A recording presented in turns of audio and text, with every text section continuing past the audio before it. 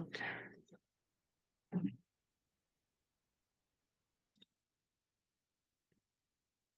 So, good morning, all of you. I am Dr. Mrinal Kashyap. I have done my doctoral degree from IIT Indore, and I have spent quite a lot of time in Madhya Pradesh, which is central part of India. And I have also taught for some time in Holkar Institute. And I'm glad that you are the students of the Holkar Institute and you are there. And I would like to thank you, the head of the department of the Holkar Government Autonomous Forensic Science Department, and also Mrs. Ritu for helping me organize this workshop. So I'm a postdoctoral fellow in Tel Aviv University in the Department of Environmental Studies, but I'm also a Erwin Kotler Fellow at Tel Aviv University. And under this fellowship, which is provided by the Erwin Kotler Institute for Democracy, Human Rights, and Justice, Tel Aviv University, I'm organizing this workshop to shed some light on the anti-Semitism and the relationship between India and Israel, and how we should be aware about all these things, right? So before we start, uh, I will like to let you know about the Erwin Kotler. He is one of the renowned person around the globe. He is the member. He was the member of Parliament from the Liberal Party of Canada in the elections of 1999, and then he was also the Minister of Justice. And he has done a lot of things in propagating the awareness about the anti-Semitism and the Jews and Israeli democracy and all those things, right? And he is also nominated for the Nobel Prize as well. So this fellowship, this institute was situated with the situated with this help, and so here we are with all these things, and we will discuss it in further detail in this presentation. So the outline of my presentation will be: we will have some introduction section, then we will have the what was the Indian Jews, the economic developments, the introduction to the anti-Semitism awareness, the current status of it, and the conclusions. So to start with the introduction section, we have India, which is our country, and then we have Israel, where I'm residing right now. So these two countries have certain similarities, right? हम लोगों को independence मिली थी 15 अगस्त 1947 में, and Israel की independence मिली थी 14 मई 1948 में. और you can say कि उस टाइम पे इनका स्टेट ऑफ इसराइल वो हुआ था, सिचुएट हुआ था, राइट? इन दोनों कंट्रीज में डेमोक्रेसी फॉलो होती है. इनमें ऑटोक्रेटिक या डेमोक्रेटिक सॉरी डिक्टेटरशिप नहीं है, डेमोक्रेसी है. दोनों ही कंट्रीज में ब्रिटिश कॉलोनियलिज्म था. हम लोगों पे भी ब्रिटिश लोगों ने राज किया था, और उस टाइम पे भी इनके ऊपर भी ब्रिटिश कॉलोनियलिज्म का एक पूरा हमें सेक्शन दिखता मिलता है. Then we both face cross border terrorism. हमारे केस में भी हमें बहुत सारा क्रॉस बॉर्डर टेररिज्म हमको मिलता है, और इनके केस में भी हमें बहुत सारा क्रॉस बॉर्डर टेररिज्म मिलता है. हमारे केस में जैसे इंडियन मुजाहिदीन हो गया, अलकायदा हो गया, ये सब टेररिस्टिक ग्रुप है जो बेसिकली कश्मीर रीजन से ऑपरेट करते हैं. और हमारे केस में इनके हमास हो गया, हजीबुल्ला हो गया. हजीबुल्ला, हमास, ये सब एक्सिस ऑफ रेजिस्टेंस का पार्ट है, जो बेसिकली ईरान से गवर्न होते हैं कहीं ना कहीं, राइट? तो ये सब चीजें हमारे बीच में कॉमन है. So when we go back to the relationship between Israel and India, ये स्टार्ट हुआ था 1950s से. अब इसराइल आज़ाद तो हो गया था 1948 में, सिचुएट हो गया था, बट उसको रिकॉग्नाइज किया इंडिया ने 1950 में. इंडिया ने 2 साल क्यों लगाए? उसको 1948 में ही रिकॉग्नाइज क्यों नहीं किया? उसका रीजन था, क्योंकि एक तो पहली बात ये थी कि जो इंडिया था वो अरब देशों से अपनी दोस्ती खराब नहीं करना चाहता था, राइट? क्योंकि उसको उस टाइम पे मॉनेटरी हेल्प चाहिए थी. और दूसरा, 1947 में जब इंडिया आज़ाद हुआ था, तो हम लोगों ने जो पार्टीशन देखा बेस्ड ऑन द रिलीजन, वो बहुत हार्श था हम लोगों के लिए. सो हम लोग चाहते नहीं थे कि हम किसी रिलीजन स्पेसिफिक कंट्री को सपोर्ट करें या फिर उसके साथ अलाइन हो. तो इसलिए हमने कभी भी किसी भी कंट्री के साथ बेस्ड ऑन द रिलीजन हमने दोस्ती या दुश्मनी नहीं की। तो ये उस टाइम की जो थिंकिंग थी गवर्नमेंट की, वो ये थी। दैट्स व्हाई हमें इतना टाइम लगा कि हम स्टेट ऑफ इसराइल को रिकॉग्नाइज कर पाए। आफ्टर द रिकॉग्निशन 1953 में फर्स्ट कॉन्सुलेट या फर्स्ट एम्बेसी जो है इसराइल की, वो इंडिया में ओपन हुई। Then in 1956, it was the first time when a foreign minister of Israel visited India. After that, धीरे धीरे हमारा जो रिलेशनशिप है वो आगे बढ़ा। Then in 1962 हमने इसराइल से बहुत सारे एडवांस्ड वेपन्स लिए। 1962 में क्या हुआ था? We fought a war between there was a war between India and China. Okay, so to fight that war, we asked Israel, and they helped us with the advanced weapons and also the information, and also the war between India and Pakistan in 1971. Israel ने हमारी बहुत help की in terms of weapons and in terms of information. Right. So therefore धीरे धीरे ये development जो है relationship में वो बढ़ती गई। In 1980s we had some kind of engagement in the field of science and technology, but it was not up to the mark. It was very little, kind of little engagement, and we wanted to expand it further, of course, but it was not possible until and unless we do not have a diplomatic relationship. So in 1992 हमारा एक diplomatic relationship establish हो गया between India and Israel. उस time पे जो हमारे prime minister थे honourable Narasimha Rao ji, उन्होंने इस चीज को एग्री किया और एक डिप्लोमेटिक रिलेशनशिप इस्टेब्लिश हुआ between these two countries. Now इसी हमारा 1950 से 1992 यानी कि ऑलमोस्ट हमारे 4 डिकेड्स लग गए एक डिप्लोमेटिक रिलेशनशिप इस्टेब्लिश करने के लिए इसराइल के साथ, which was a long time. Okay, और ये सब क्यों था? ये सब इसलिए था क्योंकि उस टाइम की जो गवर्नमेंट थी वो मोस्टली कांग्रेस गवर्नमेंट थी, और उनका जो अप्रोच था वो ये था कि हम हमें हमें हमें अरब देशों के साथ अपनी दोस्ती को खराब नहीं करना है। We have to be friends with Arab nations, and that's why and Arab nation उस टाइम पे इसराइल के लिए के दोस्त नहीं थे। तो इसलिए वो एक प्रॉब्लमेटिक सिचुएशन थी इंडिया के लिए।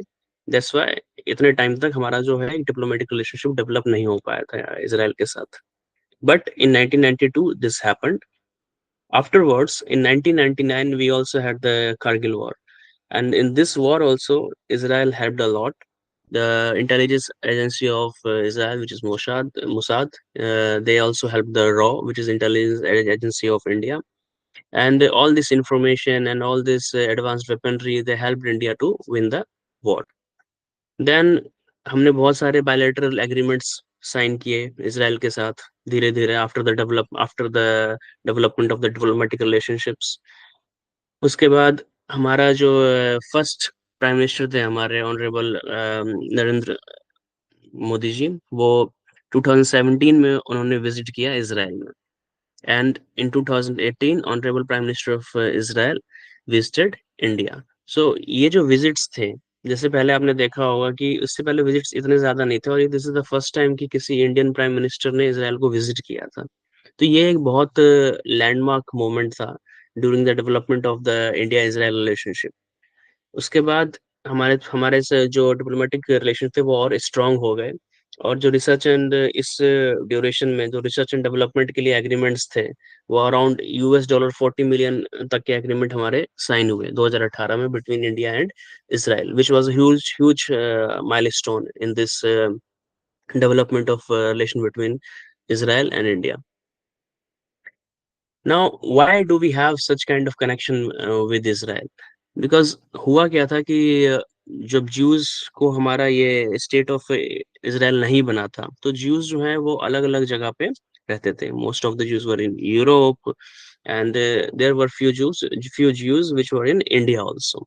So in India, mein, we can see that we have at least three Jews communities. One was the Cochin Jews, the other one was the Bene Israel Jews, and the last one was the Baghdadi Jews, right?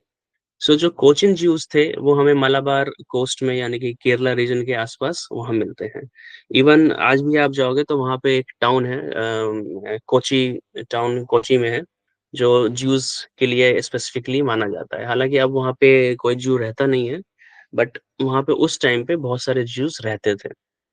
Similarly बेने Israel Jews जो हैं वो Bombay side में आपको मिलेंगे, and Bombay में आज भी almost 3,000 to 5,000 Jews community exist करती है। और बगदादी ज्यूज जो हैं वो आपको कोलकाता साइड मिलेंगे, राइट।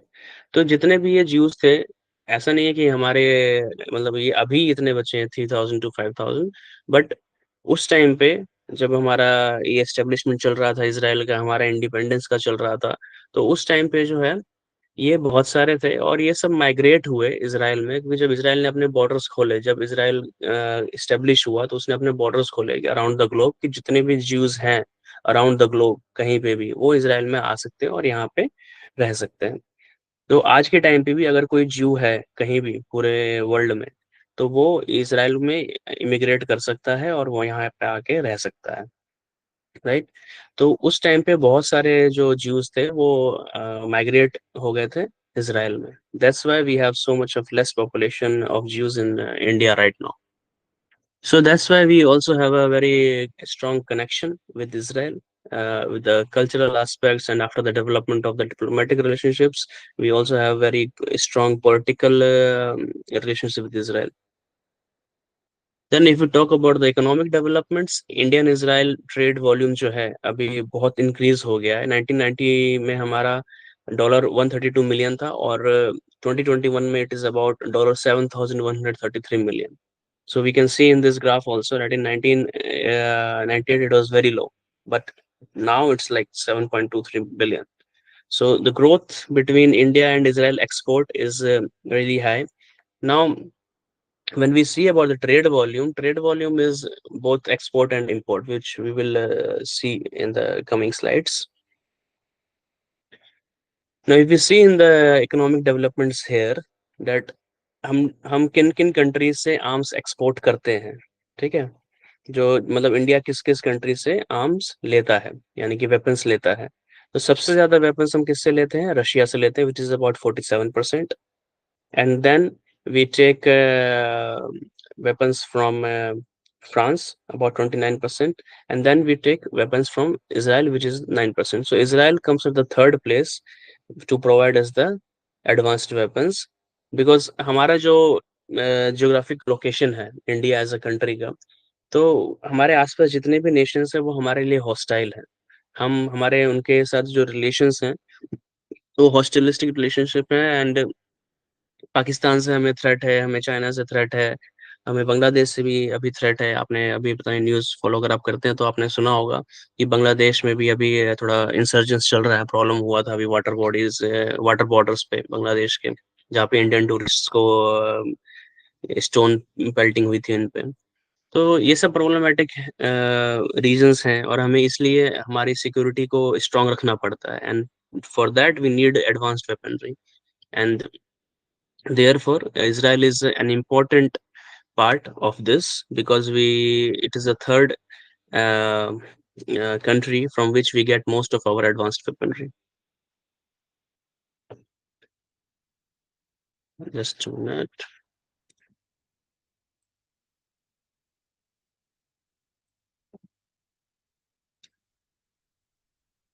Okay.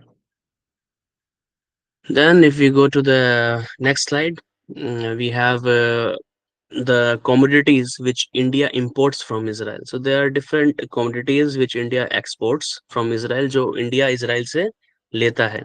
इसमें से सबसे ज्यादा जो क्वांटिटी है वो हमारे पर्ल्स की होती है, ज्वेलरी की होती है और प्रीशियस स्टोन्स की होती है, about 44%। So to conclude these developments, on the ecology, on the economical point of view, on the political point of view, and as well as on the cultural point of view, so we can say that over the course of building a diplomatic relationship with Israel, India-Israel relationship has strengthened. मतलब बहुत मजबूती आई है इन relationship में, especially after the diplomatic relationship development, which happened in 1992. So, and of course, when the Honorable Prime Minister Narendra Modi came into the power, so basically, which is the current government right now in India, is it's creating a very positive atmosphere to develop this relationship between Israel and India further, and it is a very strong contributing factor in this regard. Now, the other thing is the bilateral agreements. There are a lot of bilateral agreements which have been signed in the last 10 years. So that's why it's we can say that the current government is more helpful in contributing to the development of India and Israel relationship.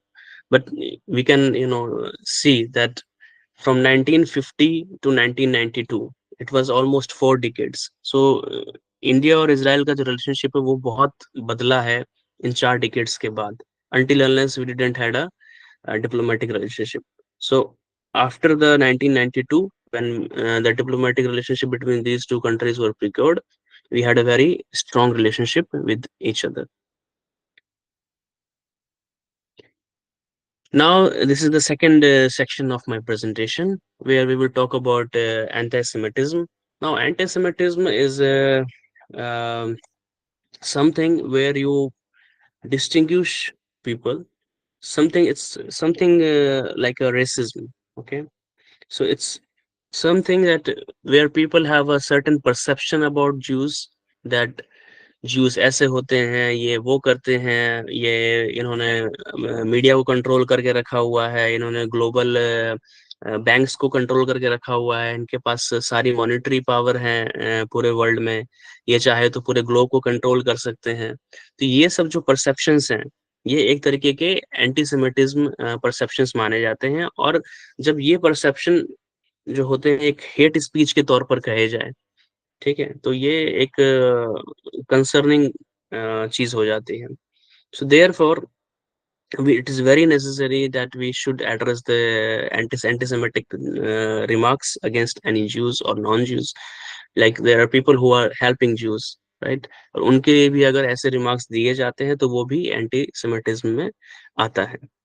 ठीक है, जैसे कि चाहे वो Jews हो चाहे non Jews हो, अगर कोई नॉन ज्यूज भी अगर हेल्प कर रहा है किसी ज्यू की और उसकी प्रॉपर्टी को नुकसान होता है, या फिर उसके ज्यूस इंस्टीट्यूशन को हम लोग नुकसान पहुंचाते हैं, उनकी रिलीजियस फैसिलिटीज को हम लोग नुकसान पहुंचाते हैं, या कोई भी नुकसान पहुंचाता है, तो वो एंटीसेमिटिज्म की कैटेगरी में आता है, राइट। और ये जो हेट स्पीच होते हैं टुवर्ड्स ज्यूज, राइट, ये बहुत क्रिटिकल होते हैं हेट क्राइम्स के लिए। So due to this hate speech it is possible that hate crimes can be will be committed against the Jews, right. और ये जो डेफिनेशन है ये हमारा IHRA ने दिया था, the international Holocaust remembrance alliance. ना होलोकॉस्ट क्या था? होलोकॉस्ट में हमारे जो ज्यूज थे उनका जिनोसाइड हुआ था, मास मर्डर हुआ था। तो बेसिकली जब हिटलर पावर में आया था, नाजीज पावर में आए थे 1933 में, during the this was the time about the second world war. तो उसने बहुत उसका जो मेन एजेंडा था वो रेसिज्म के बेसिस पे ही वो आया था। वो चाहता था कि हम कम्युनिज्म को हटाएंगे, ठीक है। और तो इसलिए ये धीरे धीरे जब डेवलप हुआ तो ये करते करते एक एंटी सेमिटिज्म की ओर चला गया। इवन ऐसा नहीं है कि जब वो स्टार्ट हुआ था हिटलर ने ये सब करना, तो उसने स्टार्ट ज्यूज से किया था, नहीं, उसने स्टार्ट किया था आर्यंस से। उसने ऐसा नहीं है कि अमेरिकन को छोड़ दिया था, जो अमेरिकन उसके हिसाब से सोसाइटी में फिट नहीं बैठते थे उनको भी उन्होंने उसने सजा दी थी। तो ऐसा नहीं है कि ये स्टार्ट ज्यूज से हुआ था, but at last who suffered was the Jews. उन्होंने ऑलमोस्ट 6 मिलियन ज्यूज, यानी कि 60 लाख ज्यूज को परसिक्यूट किया था, मर्डर किया था, राइट। और इस सब करने के लिए बहुत सारे प्रॉब्लमेटिक थे, बहुत सारे चीजें उन्होंने की थी। It was not something which was just one day you wake up and go and kill all the Jews, no, it was not something like that, it was a very systematic decision, right. For example, एक example देता हूँ कि जैसे 1941 में जब ये लोग मार रहे थे ज्यूस को, तो ये लोग क्या करते थे कि पहले पिट खुदवाते थे, गड्ढे खुदवाते थे, इन्हीं से खुदवाते थे और उन्हीं को ज्यूस से ही खुदवाते थे और उनको उनके अंदर खड़ा करते थे और एक एक करके शूट करते थे, राइट। तो ऐसे करके इन्होंने 1941 में अबाउट 1.5 to 2 मिलियन ज्यूस को इन्होंने मर्डर किया। बट देन दे थॉट कि भाई ये तो बहुत ग्रूसम टास्क है, क्योंकि हमें उस टाइम पे आदमी को दूसरे आदमी के आंख में देखना पड़ता है, मारना पड़ता है, which is not an easy task, right. तो उन्होंने कहा कि इसका हमें कुछ ऑल्टरनेटिव ढूंढना चाहिए। तो उसके लिए उन्होंने बहुत सारे लोगों को बुलाया जो अच्छे अच्छे मिनिस्ट्री में थे, बड़े लेवल पे थे। उसमें से almost 7 to 8, I don't remember the exact number, but बहुत सारे लोग ऐसे थे जो डॉक्टरेट थे, ठीक है। उन्होंने फिर डिसीजन लिया कि हम एक गैस चैम्बर बनाएंगे और इन्होंने फिर बहुत सारे ज्यूस को उस गैस चैम्बर में लेके जाते थे, ये बोल के कि हम आपको, आप शावर लेने के लिए जा रहे हैं। ठीक है, तो उनके सारे कपड़े उतरवा के उनको शावर लेने के लिए ऐसा कह के भेजा जाता था, और अंदर दोनों तरफ से बंद करके उसमें गैस छोड़ दी जाती थी, एंड विद इन 2 आवर सब लोग मर जाते थे। और फिर पर जितने ज्यूस को लेके जाया जाता था वहां पे, उसमें से करीब 800 to 700 ज्यूस को मारा नहीं जाता था। वो 700 से 800 ज्यूस क्या करते थे, जो लाशें होती थी ज्यूस की जो गैस चैम्बर में मरे हुए हैं, उन लाशों को जलाने का काम करते थे। सो सोचिए आपकी कितना ग्रूसम था कि आपके ही अपने कम्युनिटी के लोग हैं जो मारे जा रहे हैं, और आपको ही बाद में वो सब लाशें हटानी है, आपको ही जलानी है। उसमें से ऐसा भी होता था कि कुछ आपके फैमिली के मेंबर होंगे, बट आप कुछ नहीं कर पाते थे। तो इस तरीके के ग्रूसम क्राइम्स हुए थे उस टाइम पे, जो कि बहुत ग्रूसम थे, और आज के टाइम पे भी ये याद किया जाता है। जैसे कि कल भी हमारा होलोकॉस्ट मेमोरियल डे है, 12th में। तो उस दिन भी ये लोग एक सेरेमनी रखते हैं और याद करते हैं कि इनके साथ क्या हुआ था उस टाइम पे, because 60 lakh Jews with in the span of 2 to 3 years, एक बहुत बड़ा नंबर है, राइट। तो लोग इस चीज को हमेशा याद करके रखते हैं। तो इस तरीके से जो डेवलपमेंट हुआ था एंटीसेमिटिज्म का, ये एक बहुत इंपॉर्टेंट चीज है जो हमें याद रखनी चाहिए। और प्रॉब्लमेटिक ये है कि आज भी ये एंटीसेमिटिज्म एग्जिस्ट करता है। इट्स नॉट लाइक दी कि भाई ये 1940s में था, वर्ल्ड वॉर 2 के टाइम पे, उसके बाद खत्म हो गया, नहीं। ये आज भी एग्जिस्ट करता है, जो कि हमें देखने को मिला। मतलब धीरे धीरे तो हर हर जगह इंसिडेंट्स ये होते ही थे एंटीसेमिटिज्म के, स्पेशली यूरोप वगैरह में। इंडिया में तो हमें इतना देखने को नहीं मिलता है, पर यूरोप वगैरह में बहुत होता था। If you talk about the incidences of antisemitism, तो एक सर्वे रिपोर्ट आई थी Vienna based fundamental right agency की, जो कि ये बताता है कि जर्मनी में आज भी सबसे ज्यादा इंसिडेंसेस होते हैं एंटीसेमिटिज्म के, around 50% in last 5 years, right. So ये दिखाता है कि आज के टाइम पे भी यूरोप में स्पेशली एंटीसेमिटिज्म जो है वो खत्म नहीं हुआ है, वो आज भी एग्जिस्ट करता है, which is a huge thing. क्योंकि आज के टाइम पे अगर हम रेसिज्म की बात कर रहे हैं, गोरे और काले की बात कर रहे हैं, तो ये सब चीजें होनी नहीं चाहिए, राइट। पर आज के टाइम पे भी ये सब चीजें हो रही हैं। एंटीसेमिटिज्म के हमें रिमार्क दिए जाते हैं ज्यूज को, उनके उनके रेस के बेसिस पे कहीं से बायकॉट किया जाता है। तो ये सब चीजें बहुत प्रॉब्लमेटिक हैं आज के टाइम पे। So what happened after 7th October 2023? So on 7th October 2023, what happened was Hamas, which is one of the terrorist groups in Gaza Strip, they attacked Israel. They killed many people in the communities of the near, which were living near the borders of the Israel and Gaza. And there were women which who were raped, and it was a gruesome act. It was a brutal act. It was not something which a human can do. It was an inhuman act, right. Since I was here on 7th of October 2023, and we woke up with a noise of the sirens. सो हम लोग सुबह 6 साढ़े 6 बजे शायद उठे थे, और उस टाइम पे हमें सायरन की आवाज़ सुनाई दी थी बहुत ज़ोर से। और सायरन का आवाज़ का मतलब ये होता है कि अ, हमारे शहर पे रॉकेट्स मारे गए थे from Hamas, which is the terrorist group. और हमें उस टाइम पे बंकर में जाना होता है। सो I am living in Tel Aviv, so we have about 90 seconds. In 90 seconds you have to be in the bunker and wait for there for like 10 minutes and see if there is no more incoming of rockets, and if you are safe then you can go back to your room. So it was like that for almost 2 to 3 months. It was not a good time. तो ये हुआ था actually में 7th अक्टूबर को। तो पर इसके बाद क्या हुआ, इसके बाद ये हुआ कि जब हमने अभी थोड़ी देर पहले होलोकॉस्ट की बात की थी, तो आज के टाइम पे भी बहुत लोग ये कहते हैं कि होलोकॉस्ट हुआ ही नहीं था। देयर वाज नो होलोकॉस्ट, कभी इतने सारे ज्यूज को मारा ही नहीं गया। और ये सब चीजें आज के टाइम पे भी चलती हैं, बट ऐसा था नहीं। हमारे पास सारे प्रूफ हैं कि ऐसा हुआ था, इतने सारे ज्यूज लोगों को मारा गया था। सिमिलरली जब 7th अक्टूबर हुआ, तब भी बहुत सारे लोगों ने कहा कि 7th अक्टूबर कभी हुआ ही नहीं था, ऐसा कुछ नहीं हुआ है, इसराइल अपना प्रोपेगेंडा चला रहा है, ये वो, बट ये सब चीजें हुई हैं, ये रियलिटी में हुई हैं। सिमिलरली ये कहना कि एंटीसेमिटिज्म नहीं है और ये एग्जिस्ट नहीं करता है, ये बस इसराइल का प्रोपेगेंडा है, तो ऐसा कहना सही नहीं होगा, राइट।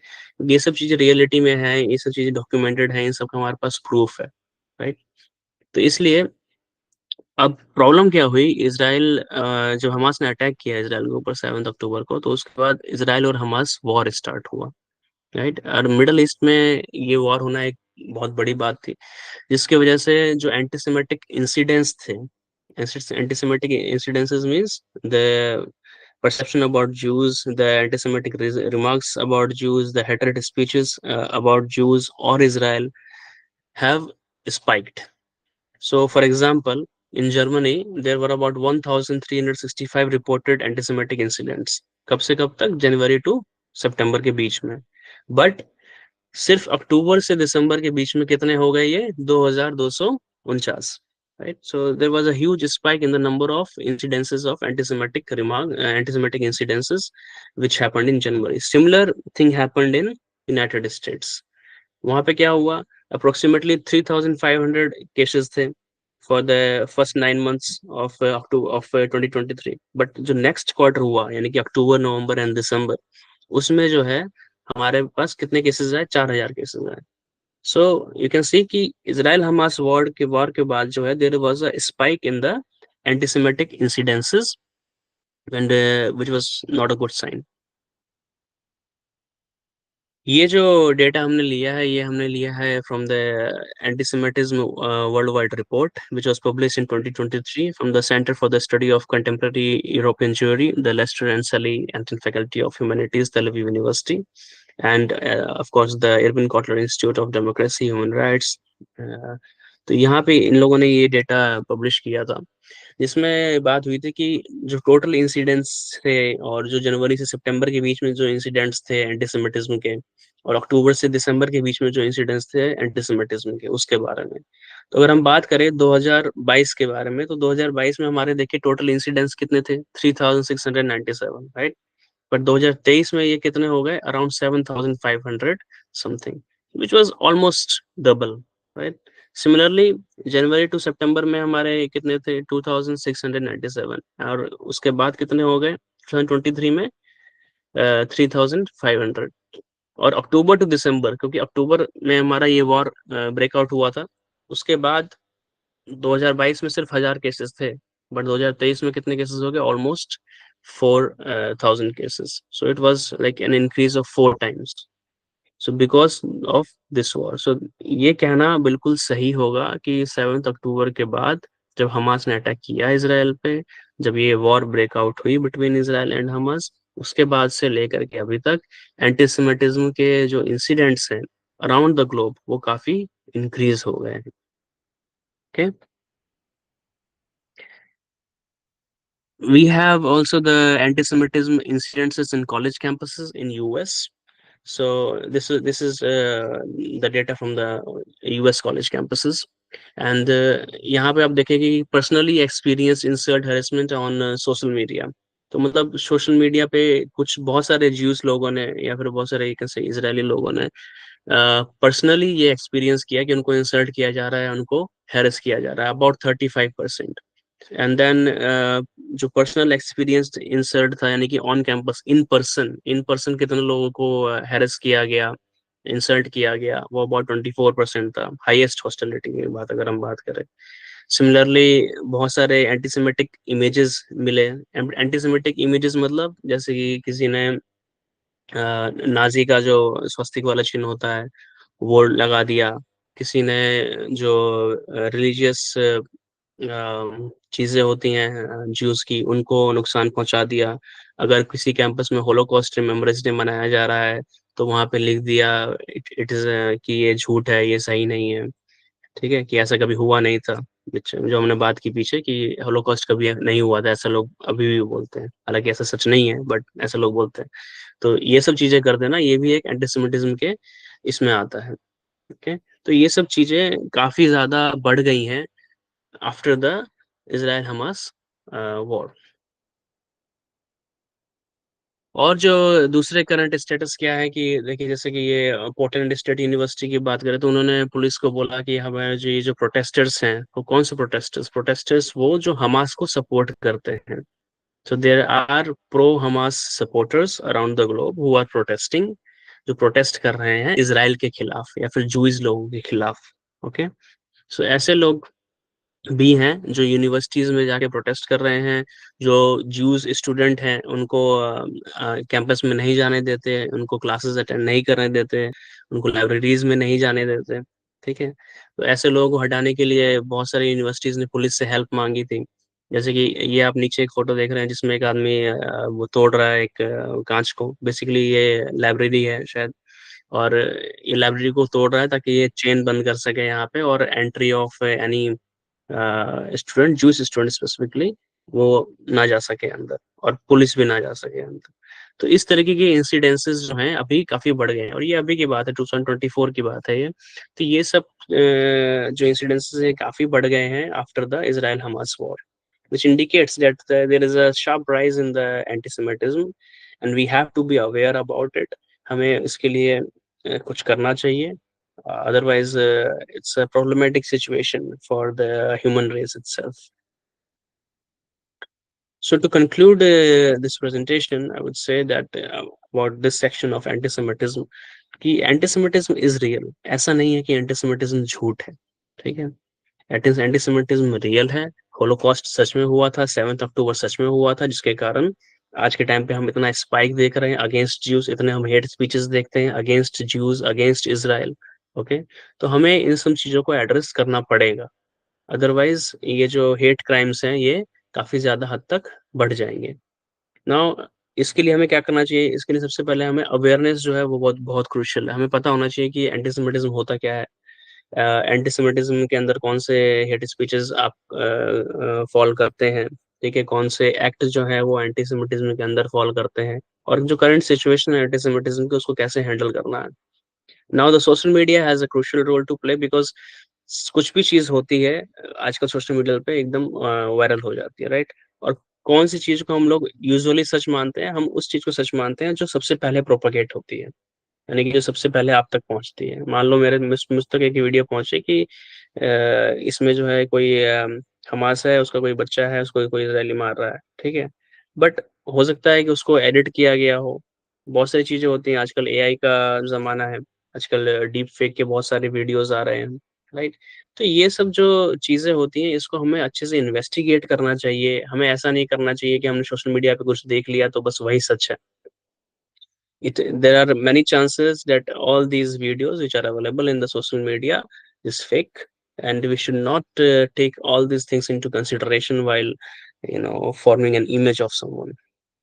Okay, so therefore ये जो सोशल मीडिया है ये बहुत क्रूशियल रोल प्ले करता है, एंड हमें इसको गवर्न करना चाहिए। हमें ये जो हेट कमेंट्स हम लोग देखते हैं सोशल मीडिया पे, इन सब चीजों को हमें रोकना चाहिए, और जितने भी गवर्नमेंट्स हैं वर्ल्ड वाइड इसको इस चीज को स्पेसिफिकली एड्रेस करना चाहिए।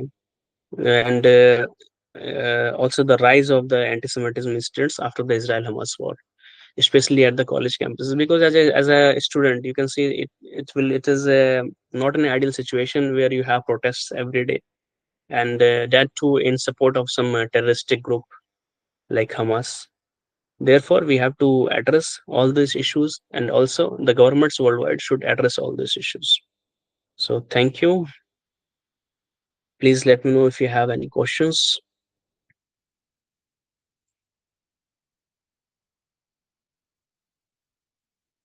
कोई सवाल किसी के?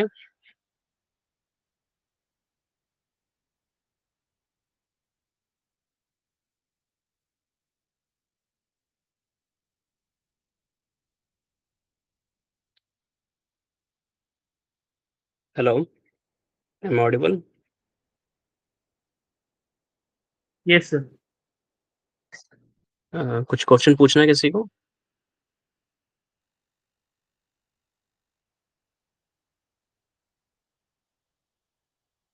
अगर नहीं तो आप बता दीजिए।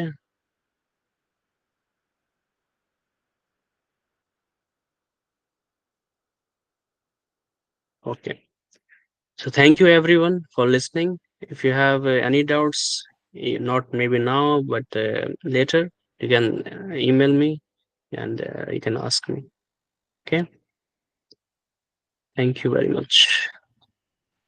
Okay, sir. Thank you, sir. Thank you.